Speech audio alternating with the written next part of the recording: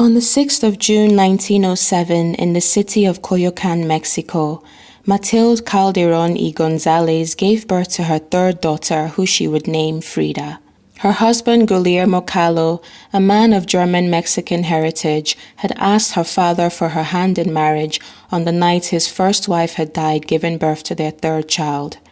After the marriage, Guillermo had sent his and Maria's daughters away to be raised in a convent. Matilde and Guillermo became parents of 4 daughters in total.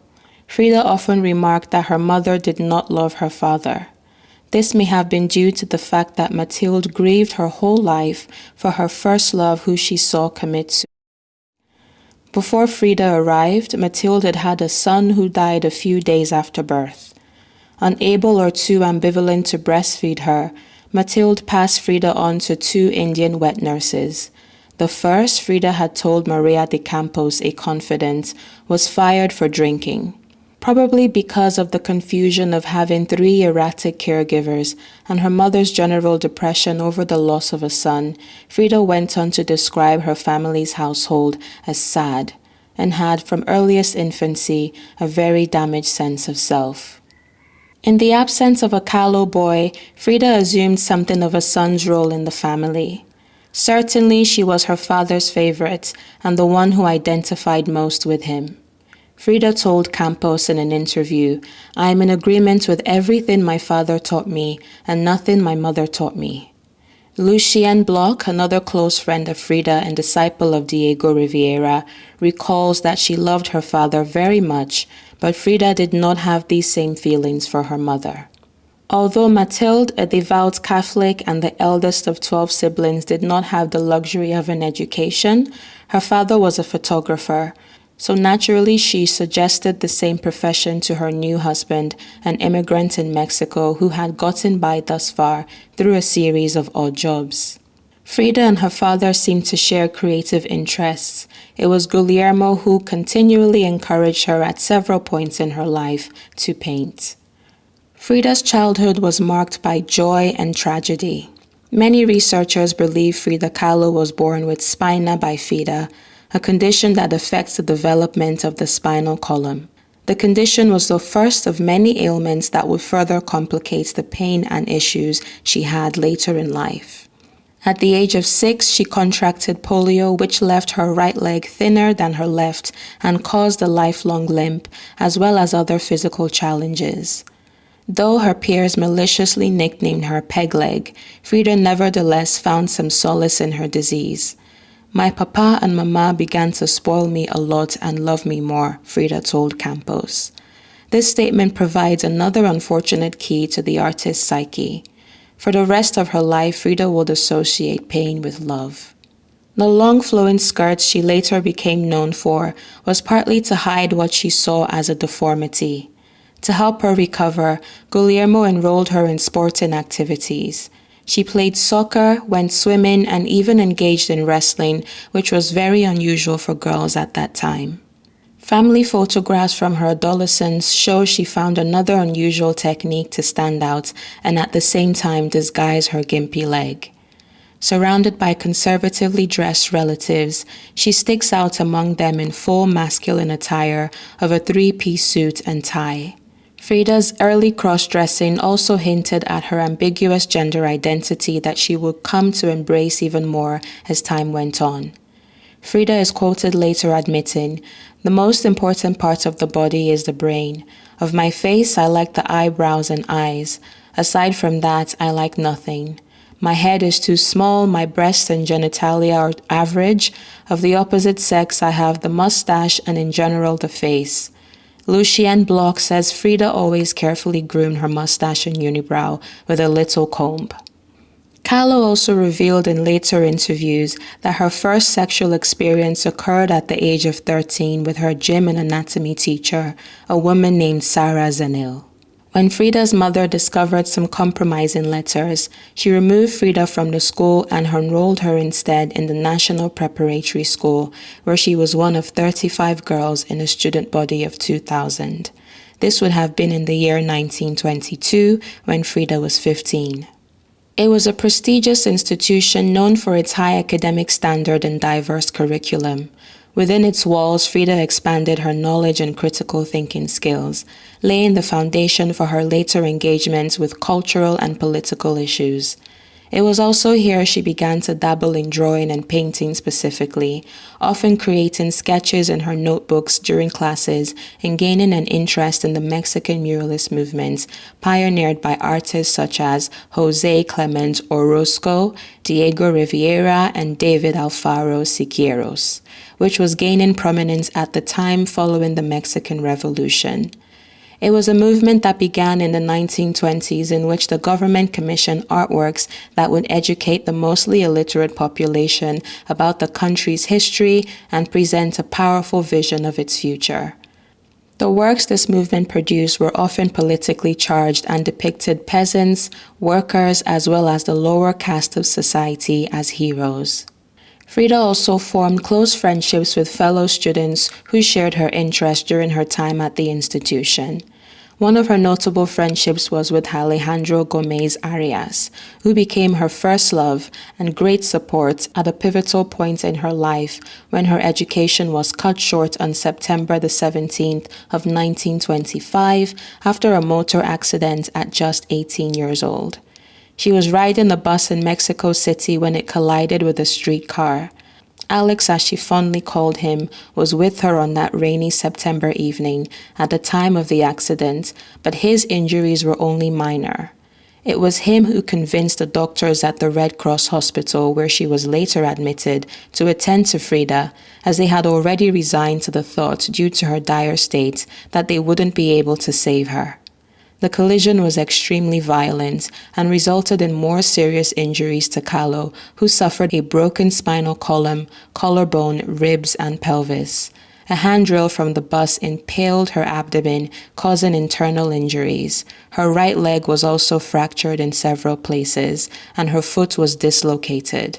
Even more freakish, Alejandro recalled, someone in the bus, probably a house painter, had been carrying a packet of powdered gold. This package broke, and the gold fell all over the bleeding body of Frida. The injuries she sustained were life-threatening and left her in immense pain, requiring multiple surgeries and a long period of recovery. During her month-long hospitalization, her mother visited only twice before she was sent home to recuperate. She often had to wear a full body cast to stabilize her injuries. This period of immobility and pain had a significant impact on her emotional well-being. She bombarded Alejandro with love-lorn letters detailing her mental state and fears regarding the future. Her letters showed how intertwined her anguish over Alejandro's waning attentions was with her physical suffering. It was during this time that she began to paint, not just as a hobby but as a way to cope with her physical and emotional suffering. Her parents provided her with an easel and a mirror so that she could paint while laying down in bed, and she started creating self-portraits as a means of self-expression and self-therapy. Guillermo photographed her often. Perhaps this is where Frida developed her love for self-portraiture. She created her first self-portrait, a gift for her lukewarm beau Alejandro, as a way to force him to think of her and look at her. Another painting she gifted him was of himself, depicted in suit and tie against a blood-red background. The note in the upright corner of the painting read, "Alex, with affection, I painted your portrait. You're one of my comrades forever, Frida Kahlo." If after her polio, Frida had the chance to separate the idea of love from the experience of pain, the accident destroyed that chance, says Salomon, beginning a pattern that will recur with the 30-odd operations performed on her in the course of her beleaguered life. Frida ended her bed rest prematurely and healed poorly. In 1928, the National Preparatory School commissioned Diego Rivera to paint a mural called Man at the Crossroads, which was intended for the Rockefeller Center in New York City. And it was during this time that their meeting officially took place, while Frida was 21 and Diego 42, although they'd been aware of each other for years. He was described by Frida as a boy frog standing on his hind legs. 21 years older, 200 pounds heavier, and at more than 6 feet, nearly 12 inches taller than she, Diego was gargantuan in comparison both in scale and artistic renown. Diego at the time was already a well-established artist in Mexico. He was born on December the 8th, 1886, and had gained international recognition for his murals and his role in the Mexican muralism movement. Frida was fascinated with Diego's work and his larger-than-life personality. She often visited the mural site to observe him in action. According to various accounts, their first formal interaction occurred when Frida boldly approached Diego and asked him for advice on pursuing a career in art. Diego was struck by her directness and her unique appearance. But this did not deter Diego despite the significant age difference, and they became a couple. Diego made Frida feel as if he recognized her potential as an artist and saw her as someone who shared his passion for Mexican culture and identity. Frida altered her persona to please Diego, painting works influenced by indigenous Mexican art, dressing in the colorful feminine costumes of the Tehuantepec Peninsula, and arranging her long black tresses in Indian-inspired styles. Frida became pregnant just before she married Diego, but she aborted at 3 months supposedly because of her twisted pelvis. Diego was also not held back by the fact that he was married at the time to his second wife, Guadalupe Marin, who he went on to divorce the same year he met Frida in 1928, and on August 21st, 1929, they were married. Frida later revealed in an interview, "My father didn't like him because he was a communist, and because they said he looked like a fat bugle. They said it was like an elephant marrying a dove. Nevertheless, I arranged everything in the Coyoacán town hall for us to be married on the 21st of August, 1929. Regarding her wedding day, she says, "I borrowed petticoats, a blouse, and a rebozo from the maid, fixed a special apparatus on my foot so it wouldn't be noticeable, and we were married. Nobody went to the wedding, only my father, who said to Diego, 'Now look, my daughter is a sick person, and all her life she is going to be sick. She's intelligent but not pretty. Think it over a while if you like, and if you still wish to marry her, marry her. I give you my permission.' Then they gave us a big party in Roberto Montenegro's house. Diego got horrendously drunk on tequila, waved his pistol about, broke some man's little finger, and destroyed some things. Afterwards, we got mad at each other. I left crying and went home. A few days went by and Diego came to get me and took me to his house at 104 Reforma." Their marriage was a subject of fascination, intrigue, and controversy during their time. Their passionate personalities often clashed, leading to arguments, separations, and reconciliations. But Frida went into the marriage with her eyes wide open, knowing Diego's reputation of spreading his affections around. Diego engaged in numerous short-lived and casual relationships with the fawning women actresses, models, artists, photographers who flocked around him. He was Mexico's most celebrated artist of his time. Despite this, it was said that the two were very attached to one another. Diego's many extramarital affairs had destroyed his previous marriage to Guadalupe Marin, who once, in front of a group of guests, had made quite the scene, yanking at a rival's hair, tearing up some of Diego's drawings, and attacking him with her fists. Another time, she smashed some of his archaeological artifacts and presented the broken pieces to Diego in a soup bowl. At the beginning of their marriage, even as Frida spent long stretches of time bedridden from surgeries due to complications that arose from the bus accident, whenever Frida learned of yet another of Diego's affairs, she managed to put on a good face. She pretended it did not hurt her, excusing Diego by saying flippantly, "How could I be able to love someone who wasn't attractive to other women?" She retaliated by having love affairs of her own with men and with women, once telling acquaintance Jean van Heijnoort that her view of life was make love, take a bath, and make love again. Throughout the early 30s, Frida traveled with Diego to several American metropolitan cities while he worked for major capitalists on large commissions with leftist themes. A time also during which she developed her craft, honed her engagingly brazen persona, and made important contacts in the social circles of the art world. In 1930, Diego Rivera received a commission from the architect Timothy L. Pfluger to create a series of murals for the Pacific Stock Exchange Luncheon Club in San Francisco. Diego's reputation as a prominent Mexican muralist had spread beyond Mexico, and this commission presented a significant opportunity for him. Frida accompanied him on this trip, and they arrived in San Francisco in the spring, then settled into an apartment in the city. Frida's exposure to American culture had had a profound impact on her artistic sensibilities. She encountered the works of American artists such as Edward Weston, Ralph Stackpole, and others. She also interacted with prominent cultural figures, including journalists and art critics, which expanded her horizons. While in San Francisco, Frida received portrait commissions from various individuals, including friends and acquaintances. These commissions provided her with the opportunity to continue her artistic practice and earn a source of income.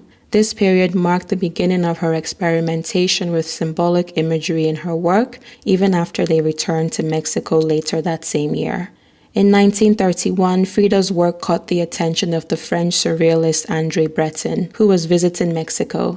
Breton praised her artwork and included her painting The Frame in an exhibition of surrealist art in Mexico. This marked her introduction to the surrealism movement, which would later influence her artistic style. In 1932, the couple made a significant move to Detroit, Michigan, in the United States after being invited by Edsel Ford, the son of Henry Ford, to create a series of murals for the Detroit Institute of Arts.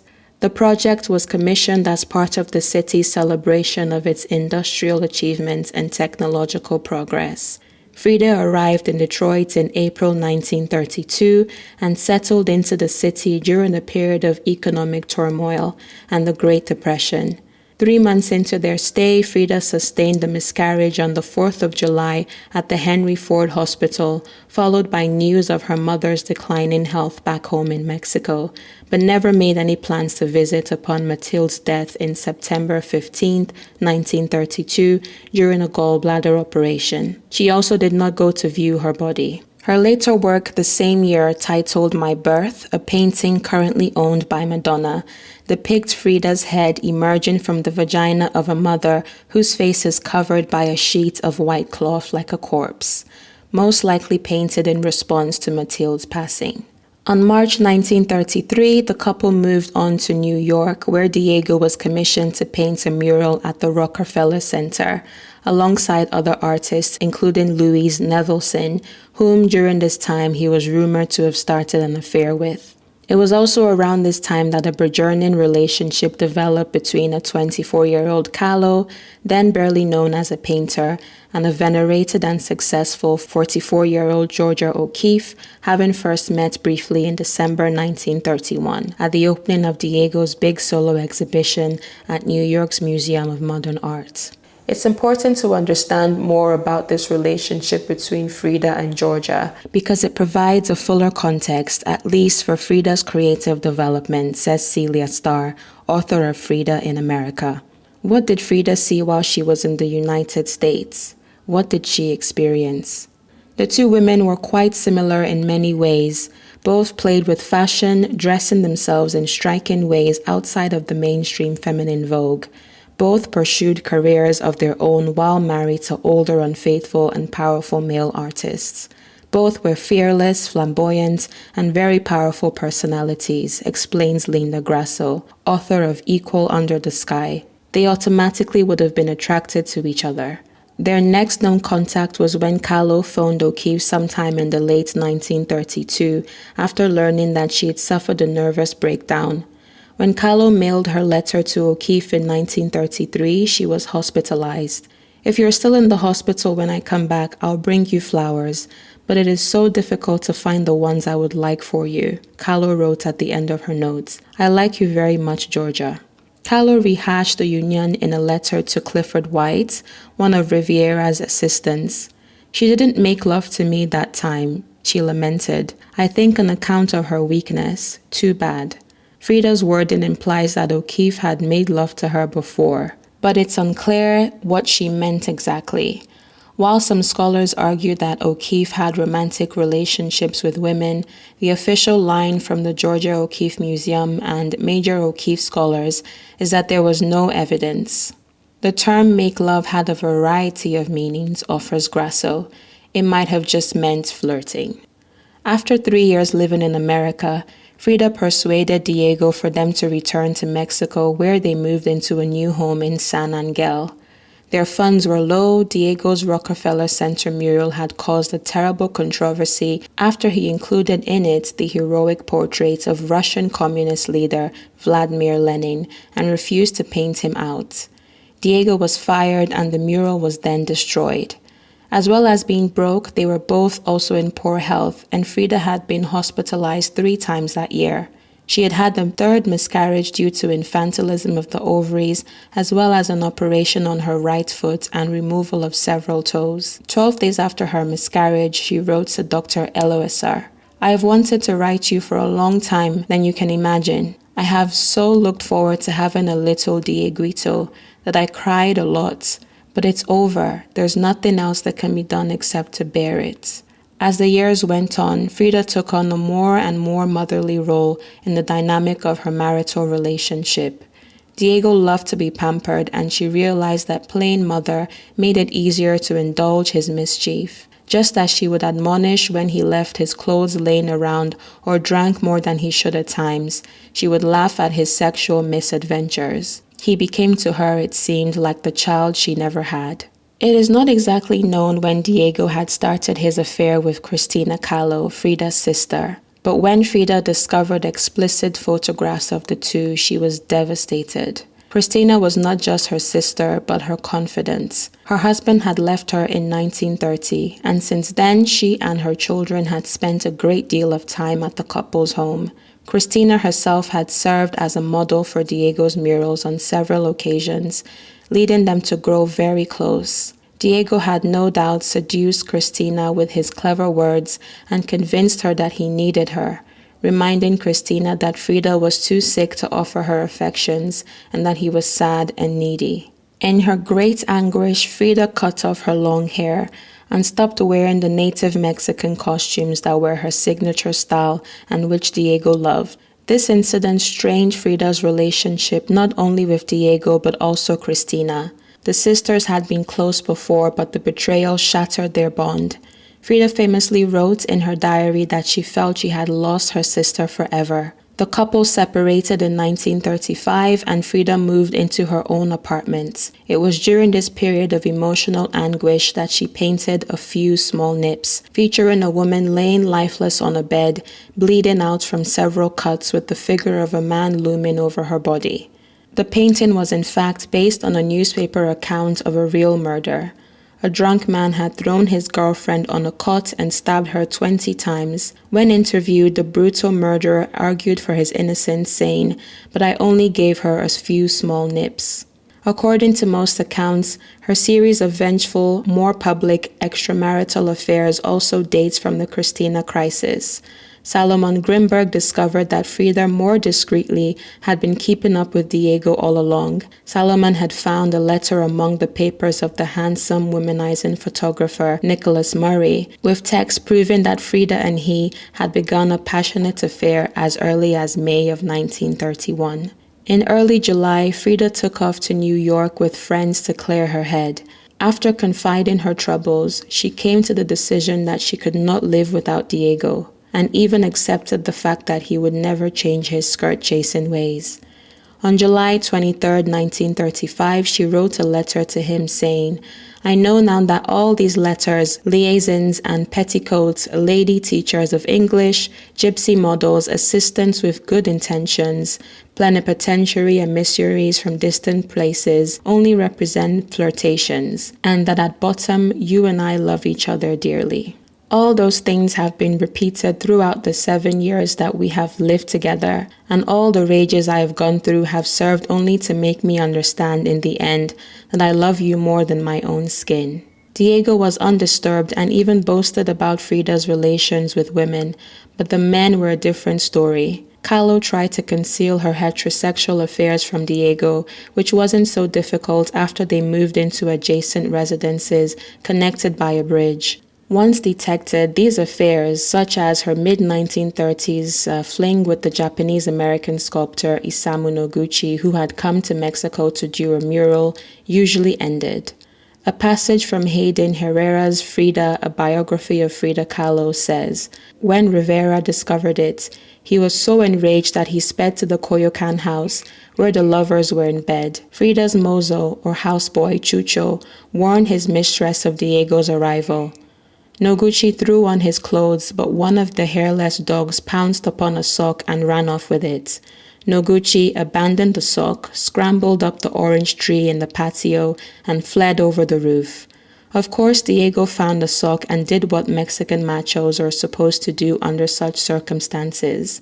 As Noguchi tells it, Diego came by with a gun. He always carried a gun." Her brief affair with Leon Trotsky, who Diego, with his significant political pull, had helped bring to Mexico in 1937, infuriated him most. By 1936, Stalin had cemented his power in Russia, chasing rival Leon into exile. Communist communities worldwide were divided in their loyalties, but Diego was a loyal advocate of Leon, alienating himself from the communist mainstream in Mexico. Lázaro Cárdenas, the president of Mexico at the time, granted Diego's request for Leon's asylum in his country so that he and his wife Natalia lived with the Rivieras rent-free in Frida's childhood home in Coyoacán called the Blue House, which Diego turned into a fortress and placed them under 24-hour guard for 2 years. Leon was already notorious for several extramarital affairs of his own. The two couples saw a lot of each other, and Frida was often flirtatious with Leon, who she nicknamed Little Goatee, hoping to make Diego insanely jealous. The two spoke English fluently enough with each other, leaving their partners in the dark regarding their conversations. Leon slipped love letters into books he loaned Frida, and by the late spring of 1937, the two were immersed in a full-fledged love affair. At the time, he was 58 and she was 29.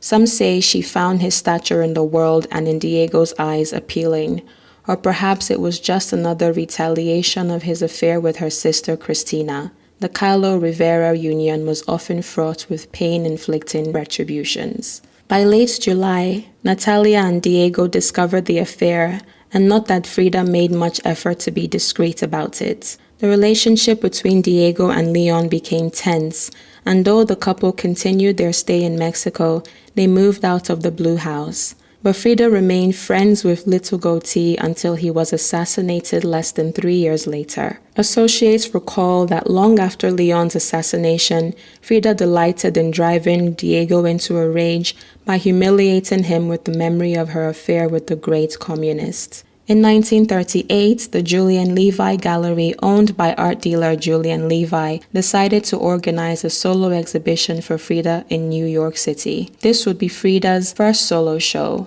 It opened on the 1st of November 1938 and lasted till the 19th. It showcased 15 of Frida's paintings, primarily self-portraits, which were known for their vivid colors, symbolism, and emotional intensity. Her show was a great success and written about in magazines like Time and Vanity Fair. Her image was spread across the cover of Vogue. Earlier in the summertime, actor Edward G. Robinson had bought 4 of her paintings for $200. Frida was later quoted as saying, "For me, it was such a surprise that I marveled and said, 'This way I'm going to be able to be free. I'll be able to travel and do what I want without asking Diego for money.'" Following the exhibition, she fell seriously ill and had to see several specialists till she discovered Dr. David Glusker, who succeeded in closing the trophic ulcer which had developed on her right foot for years. In 1939, she traveled to Paris for an exhibition of her work at the Renu and Colle Gallery. Despite facing health issues that prevented her from attending the opening in person, Kahlo's work garnered attention and recognition in the art world. There she met surrealist painters such as Picasso, Duchamp, Kandinsky, and Schiaparelli. While the Parisian art scene was primarily focused on surrealism at the time, Frida's self-expression and exploration of her own suffering resonated deeply with viewers. During this period, the story of Dorothy Hale was painted. Frida was in a mentally chaotic space, as she often was whenever the threat of losing Diego loomed, and she herself was having repeated thoughts of committing. It was unclear when Paulette Goddard and Frida met for the first time. Gossip columnist Luella Parsons wrote in the San Francisco Examiner that Frida and Diego were weekend guests at the home of Paulette in December 1940, while a letter from Diego suggests that the two women didn't meet until a year later. Paulette and Frida reportedly became friends. Befriending the mistresses of her husband was something which often happened to Frida. She had befriended Dolores Del Rio too, another actress who had an affair with Diego and whose portrait he had also painted. Following her 1939 return from Paris, the couple started the process for a divorce. It is unclear if it was Frida or Diego who demanded the termination. Paulette had by then settled into accommodation across the street from Diego's studio. Frida again cut her hair and embarked on a series of arresting self-portraits that have seared her features so indelibly into the public's imagination. Regarding this, Salomon is quoted saying, "Even in her self-portraits, she is usually accompanied by her parrots, monkeys, dogs, or a doll." He continues, "She kept mirrors in every room of her house, her patio included, as if she needed constant reassurance of her own existence."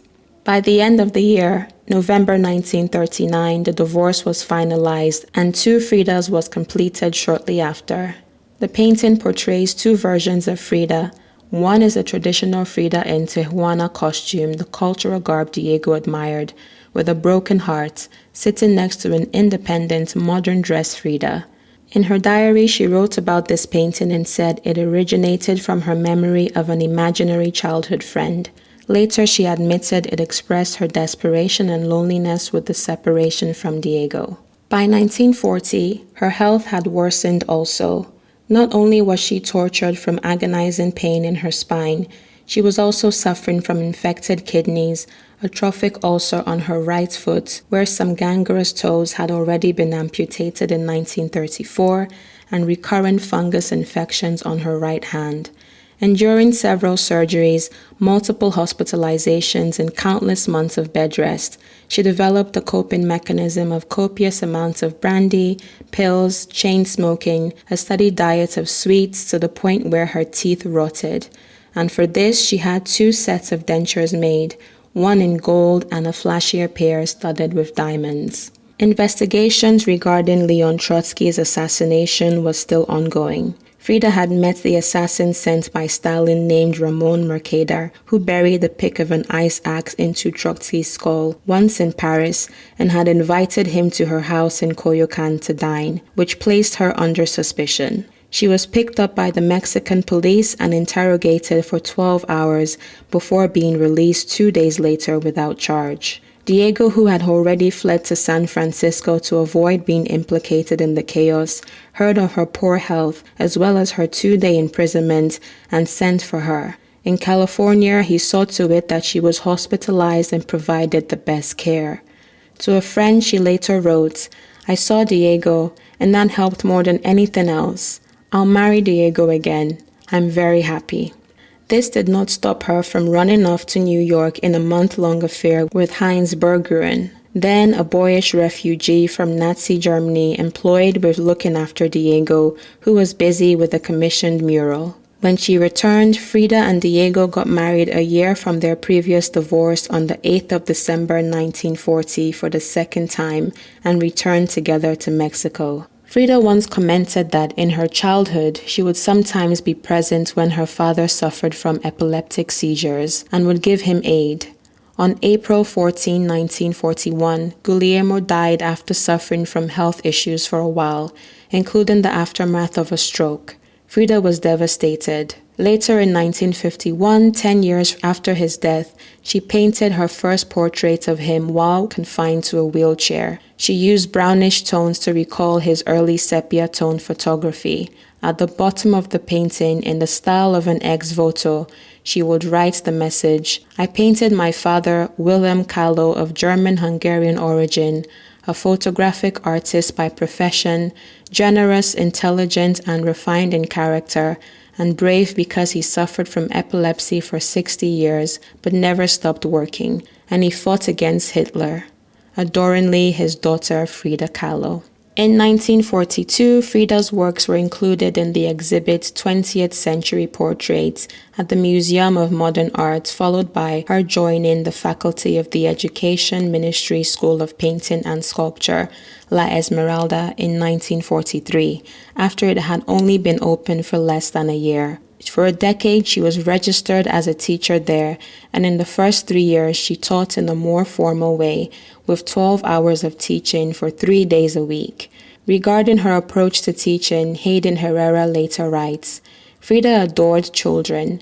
She treated them as equals both in her art and in life, and she allowed them their own special dignity. Her approach to her pupils was both that of a child among peers and that of an adult not wanting to spoil youthful creativity."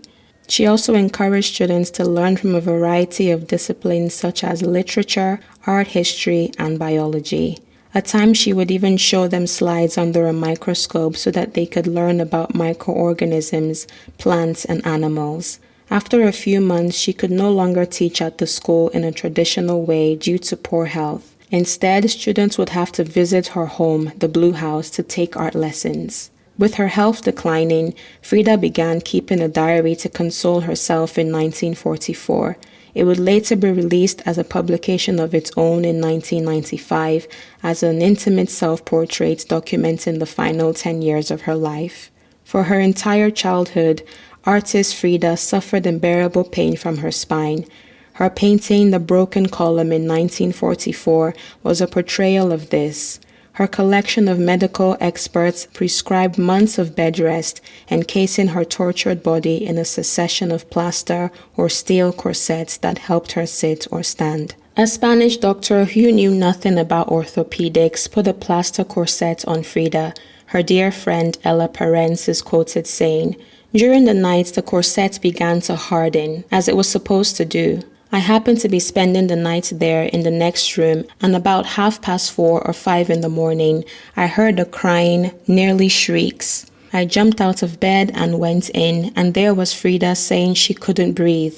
The corset had hardened so much that it pressed her lungs. It made pleats all around her body. So I tried to get a doctor. Nobody would pay any attention at that hour. So I took a razor blade and made about a 2-inch cut in the cast over her chest so that she could breathe." She painted the corset, which is still visible in the museum in Coyoacán. A spinal fusion surgery attempted in 1946 did not do much to alleviate the pain. This operation was called the beginning of the end by Frida, since after this operation her condition made a steep decline. The wounded deer was painted the same year following the procedure, which took place in New York. It depicts Frida as a helpless prey with several arrows piercing its spine with a backdrop of dead trees and broken branches. It was an illustration of her disappointment which followed when the promise of relief was not met. At the lower left of the canvas, she wrote the word karma, meaning destiny or fate. Upon her return to Mexico, she fell into an even deeper depression. Side note, she ended up gifting this painting immediately after its completion as a wedding gift to her friends Lena and Arcady Beutler, which seems so inappropriate in retrospect, and this wouldn't be the first time that she would make such a bold move in the gift-giving of her works to those around her. Her previous painting, of Dorothy Hill, which was mentioned earlier, was gifted to one of Dorothy's friends, Claire Booth Luce, soon after the tragic event. She had assumed that it would be a dignified portrait of the late Dorothy that she could present to her mourning mother, but it was only met with horror upon its unveiling. She says, "When I pulled the painting out of the crates, I felt physically sick. What was I going to do with this gruesome painting of the smashed corpse of my friend, and her blood dripping down all over the frame? I could not return it. Across the top of the painting there was an angel waving an unfurled banner which proclaimed in Spanish that this was the sword of Dorothy Hale, painted at the request of Claire Booth Luce, for the mother of Dorothy. I would not have requested such a gory picture of my worst enemy, much less an unfortunate friend. Fair enough, Frida was not in the best mental state at the time, but as a recurring theme, it's easy to wonder if it was simply lack of self-awareness on display or the personality of an artistic eccentric. A later checkup in 1950 suggested that the wrong vertebrae had been fused. Frida's old stitches on her back were then reopened and another fusion was made, this time from a graft acquired through donation. The incisions became infected so that surgeons had to perform a correction surgery. Frida was bedbound at the Mexican hospital for a whole year, with her scars healing badly due to a fungal infection, and her right leg exhibiting early signs of gangrene as her toes on her right foot had turned black. Reminiscing to the comfort she expressed at the attentions gained from her parents while bedridden from the bus accident, Frida turned her hospital room into a spectacle. She was pumped with so much morphine that she became addicted to painkillers for the rest of her life. Her concoction of medications seemed to give her a dazed high. She painted the communist symbols, a hammer and sickle, on her plaster corset after having rejoined the Mexican Communist Party back in 1948.